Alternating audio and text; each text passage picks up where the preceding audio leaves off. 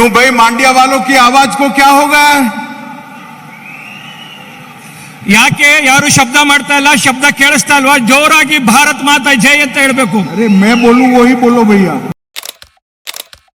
आदाब, नमस्कार, सत श्री अकाल। आपका स्वागत है। मैं हूं सहल कुरैशी। बड़े बड़े भाषण, बड़े बड़े दावे, बड़े बड़े जुमले। अमित शाह ने कभी कहा था कि 15-15 लाख आपके अकाउंट में आ जाएंगे, ये तो जुमला था।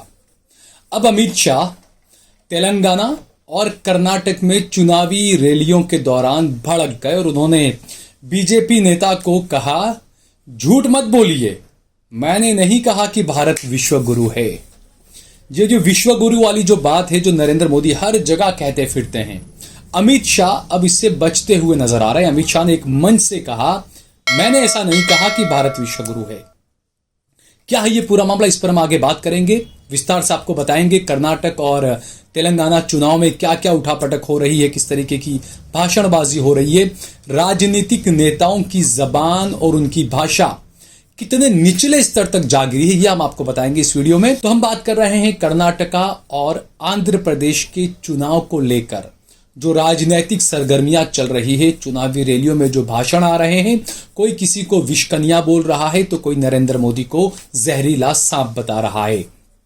हमने देखा जहरीले सांप की तरह है नरेंद्र मोदी। ये कांग्रेस के जो अध्यक्ष हैं मल्लिकार्जुन खड़गे, उन्होंने ये बयान दिया है और कुछ हद तक ये बयान लोगों को सही भी लग रहा है, क्योंकि जो भाषणबाजी मोदी की तरफ जो की जा रही है पिछले 70 सालों की, इस पर हम बात करेंगे। लेकिन उससे पहले विश्व गुरु, हर अंधभक्त जो है उसको ये विष पिलाया गया विश्व गुरु का। हर जगह पर यह है कि भारत विश्व गुरु है, भारत विश्व गुरु है। नरेंद्र मोदी ने भी हर जगह जाकर इस बात को वो किया। लेकिन एक चुनावी रैली के दौरान अमित शाह जब अपना हिंदी में भाषण दे रहे थे तो वहां पर उनकी जो भाषा थी, मलयालम या जो भी भाषा में उनको ट्रांसलेटर जो थी वो कर रही थी। अमित शाह हिंदी में भाषण दे रहे थे, ट्रांसलेटर उसका अनुवाद कर कर लोगों को बता रही थी। वहां पर कांग्रेस पर निशाना साध रहे थे अमित शाह, और उसके बाद वो निशाना जब साध रहे थे राहुल गांधी नरेंद्र मोदी से सवाल करने की, उनकी ये नहीं है, औकात नहीं है, बला बला, ये तमाम चीजें वो बोल रहे थे। लेकिन जो अनुवादक जो महिला थी, उसने जब अनुवाद करना शुरू किया तो अमित शाह ने उस महिला को बीच में ही गुस्से में रोक दिया और कहा कि आप झूठ क्यों बोल रही हैं। दरअसल अमित शाह ने जो कहा कि राहुल गांधी की इतनी वो नहीं, हैसियत नहीं है कि वो नरेंद्र मोदी से सवाल करें, तो इसका अनुवाद करते हुए अनुवादक ने कहा कि भारत विश्व गुरु है, नरेंद्र मोदी ने भारत को विश्व गुरु बना दिया और तमाम चीजें थी। तो अमित शाह ने उसको बीच में रोका और कहा कि आप झूठ मत बोलो, मैंने ऐसा नहीं कहा कि भारत विश्व गुरु है। पहले आप इस वीडियो को देखिए दोस्तों। क्यों भाई मांडिया वालों की आवाज को क्या हो गया? ಯಾಕೆ ಯಾರು ಶಬ್ದ ಮಾಡ್ತಾ ಇಲ್ಲ? ಶಬ್ದ ಕೇಳಿಸ್ತಾ ಇಲ್ವಾ? ಜೋರಾಗಿ ಭಾರತ್ ಮಾತಾ ಜೈ ಅಂತ ಹೇಳಬೇಕು. अरे मैं बोलूं वही बोलो भैया. Okay okay. मैं सिर्फ इतना बोला हूं, मांडिया वालों की आवाज को क्या हो गया? ಯಾಕೆ ಶಬ್ದ ಮಾಡ್ತಾ ಇಲ್ಲ? तो देखा आपने दोस्तों किस तरीके से अनुवादक पर मोदी जी, माफ कीजिएगा, अमित शाह साहब भड़क गए। उसने ये क्या कह दिया कि भारत विश्व गुरु है, तो अमित शाह साहब ने खुद कहा कि आप झूठ बोल रही हैं, आप झूठ मत बोलें, आप, मैंने नहीं कहा कि भारत विश्व गुरु है। यानी कि अमित शाह के मुंह से वो सच्चाई लोगों के सामने आ ही गई कि भारत अभी विश्व गुरु नहीं है। ये तमाम चीजें चल रही है, ये पहला मौका नहीं है। इससे पहले भी एक मर्तबा इसी चुनाव के दौरान, कर्नाटक और आंध्र प्रदेश के चुनाव के दौरान, तेलंगाना के चुनाव के दौरान इसी तरीके से अमित शाह भाषण दे रहे थे और अनुवादक ने उसका कुछ उल्टा सीधा किया या जो भी, तो उस पर वो एक बार फिर से भड़क गए थे।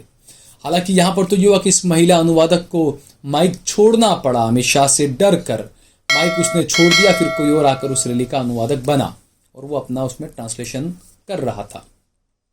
तो दोस्तों ये जो चीजें हैं, किस तरीके से अमित शाह का जो रिपोर्ट्स आ रही है कर्नाटका से और तेलंगाना से, तो उसको लेकर अमित शाह का गुस्सा जायज है। क्योंकि जो खबरें आ रही है कर्नाटक से कि बीजेपी कर्नाटक में बहुत बुरी हार की तरफ आगे बढ़ रही है, और इसीलिए ये जो झुंझलाहट है ये क्या उसी तरफ इशारा कर रही है। दूसरी तरफ आप देखें कि एक रैली के अंदर अमित शाह ने बाकायदा लोगों को भड़काने की कोशिश की और ये तक कहा कि अगर कांग्रेस आएगी तो दंगे करवाएगी। अगर कांग्रेस गलती से भी आ गई, बहनें मेरी बात खास सुने, कांग्रेस घटती में भी आ गई तो ऑल टाइम हाई करप्शन होगा, तुष्टीकरण होगा, ऑल टाइम हाई परिवारवाद होगा और कर्नाटक पूरा दंगे से ग्रस्त हो जाएगा। जी हां, अमित शाह ने एक रैली में कहा कि अगर कांग्रेस पार्टी को अगर आप सत्ता में लेकर आ जाएंगे तो कांग्रेस पार्टी दंगे करवाएगी, और इसको लेकर बाकायदा कोर्ट के अंदर ये मामला पहुंच चुका है। कोर्ट के अंदर अब ये मामले पर सुनवाई होगी, तमाम चीजें होगी। तो अब ये चलन चल चुका है कि जो भी राजनेता हैं उनके भाषण, उनके बयान, इन तमाम चीजों को लेकर अब थोड़ी थोड़ी बातों में, छोटी छोटी बातों में लोग कोर्ट में पहुंच जाया करेंगे। क्योंकि राहुल गांधी को जब कांग्रेस पार्टी के बड़े नेता वो, और उनको जिस तरीके से बीजेपी ने घेरने की कोशिश की कोर्ट के जरिए और तमाम चीजें, तो ये बीजेपी का ही दिखाया हुआ रास्ता है। तो कांग्रेस के नेता भी अब माना जा रहा है कि छोटी छोटी बातों को लेकर जो है वो कोर्ट में पहुंच जाएंगे, छोटी छोटी बातों को लेकर वो भी अब सवाल उठाएंगे। और इसीलिए जब अमित शाह ने ये बयान दिया कि कांग्रेस अगर सत्ता में आएगी तो दंगे करवाएगी, तो इसी बात को लेकर कांग्रेस के नेताओं ने अमित शाह के खिलाफ और इसके अलावा जो उस रैली के जो आयोजक थे उन सब के खिलाफ एफआईआर दर्ज करवा दी है कि आप भड़काऊ इस तरह के भाषण दे रहे हैं। तो यहां भी सवाल उठाना लाजमी है, क्योंकि पिछला आप रिकॉर्ड उठाकर देखें कि भड़काऊ भाषण देने के मामले में आजम खान को 2 साल की सजा हो जाती है, उनकी सदस्यता चली जाती है। और दूसरी तरफ इतने सारे भड़काऊ जो भाषण बीजेपी के नेताओं की तरफ से, केंद्र के मंत्रियों की तरफ से, मोदी के मंत्रियों की तरफ से, बीजेपी के विधायकों की तरफ से, बीजेपी के सांसदों की तरफ से कई ऐसे बयान आते हैं, लेकिन उस पर कोई कार्रवाई आज तक होती हुई नजर नहीं आई। कई हिंदू संगठनों के लोगों की गिरफ्तारी हुई एफआईआर को लेकर, लेकिन दूसरे दिन उनको छोड़ दिया गया, उन्हें जमानत दे दी गई।